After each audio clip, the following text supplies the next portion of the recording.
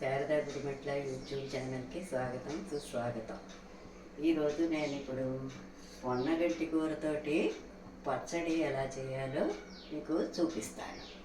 పొన్నగంటి కూర తెలుసు కదా అందరికీ. ఇలా ఉంటుంది, ఇలా ఉంటుంది పొన్నగంటి కూర. ఇగో ఇలా ఉంటుంది అన్నమాట. ఇది దీన్ని మనం పప్పులోనూ అది వేసుకుంటాం. ఈరోజు పచ్చడి చేయడం చూపిస్తాను. పచ్చడికి మనం స్టవ్ వెలిగించుకుని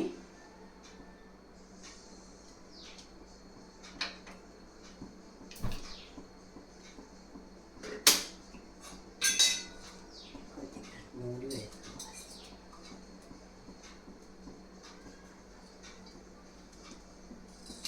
నూనె వేసుకొని దీంట్లో ఒక 2 స్పూన్లు ఆవాలు, 1 స్పూన్ మెంతులు, ఒక 10 మిరపకాయల దాకా, ఒక 8-10 మిరపకాయల దాకా, కొద్దిగా ఇంగువ,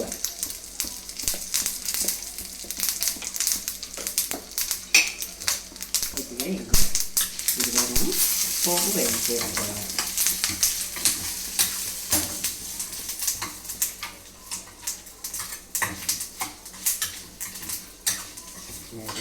పోపు దాంట్లోకి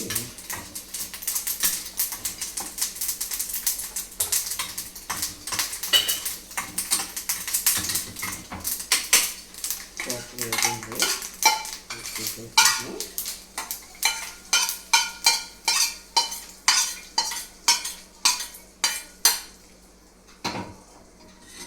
తీసేసుకుని మనం ఈ పొన్నగంటి కూరని మళ్ళీ కొంచెం ఒక 2 స్పూన్లు నూనె వేసుకుని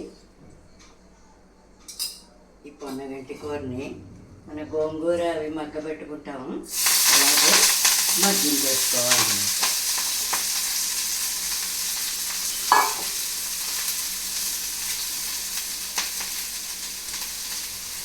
శుభ్రంగా కడిగేసి పెట్టుకుని లేదా మగ్గించుకోవాలి.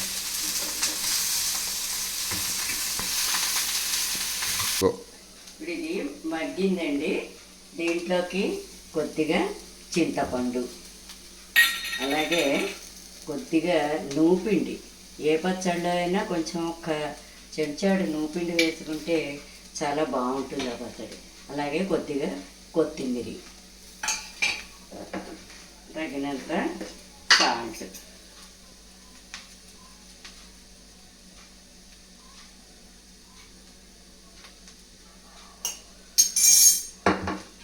ఇలా కొంచెం ఇది చేసుకుని చల్లార పెట్టుకోవాలి.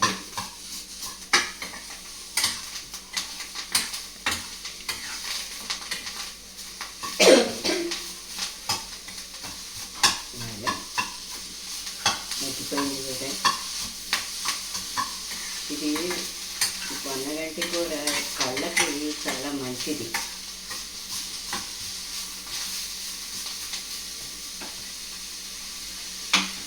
దీన్ని చల్లారి పెట్టుకుందాం.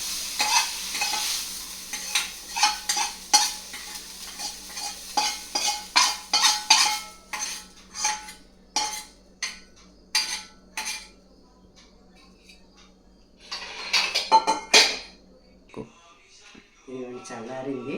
మిక్సీలో తిప్పాను పచ్చడి. ఇలా ఉంటుంది. సరే టేస్ట్ చేయరా.